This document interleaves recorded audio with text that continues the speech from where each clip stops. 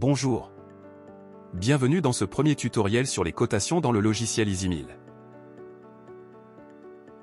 Les cotations dans un dessin industriel permettent de dimensionner un objet pendant sa conception, et donc de ne pas mesurer l'objet sur un plan.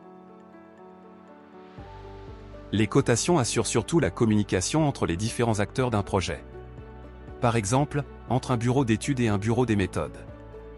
De plus, elles sont indépendantes de l'échelle, et toujours notées en dimension réelle. Bien qu'EasyMill ne soit pas un logiciel de dessin à proprement parler, ses fonctions de cotation permettent tout de même de produire des plans cotés.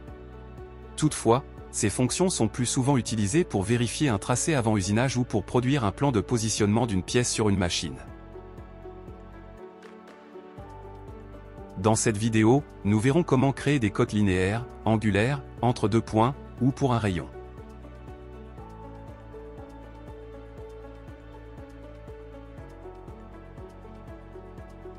Nous verrons aussi comment les déplacer et changer le sens des flèches de cote après la création. Pour commencer, vous pourrez retrouver le bouton Cote juste ici, dans la barre d'outils à droite de l'écran. Vous pouvez également utiliser le menu « Géométrie, dimensions et texte, création de cote » pour y accéder. Vous avez peut-être remarqué que vous ne pouviez pas sélectionner le type de cote à effectuer. En fait, s'il existe plusieurs types de cotes, vous n'avez pas besoin de vous en préoccuper. EasyMill affichera la cote en fonction des entités que vous aurez sélectionnées. Pour commencer la création d'une cote, faites un clic gauche sur l'icône cote, puis sélectionnez une ou deux entités. Vous pouvez sélectionner un segment, un arc, un cercle, deux points, un point et un arc, ou encore deux segments.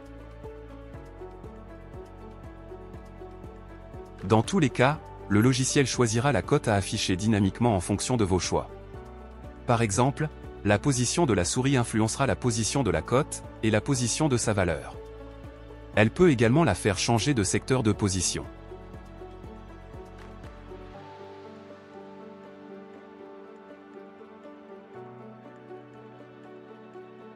De plus, en faisant un ou plusieurs clics droits, vous pouvez inverser l'orientation des flèches de la cote, ou même les effacer.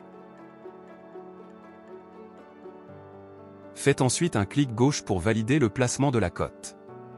Une fois la cote placée, vous pouvez la resélectionner en maintenant le clic gauche enfoncé, afin de la replacer sur un plan, à un autre endroit.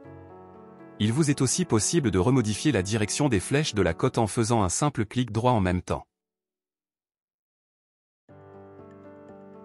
Relâchez le clic gauche pour terminer la modification.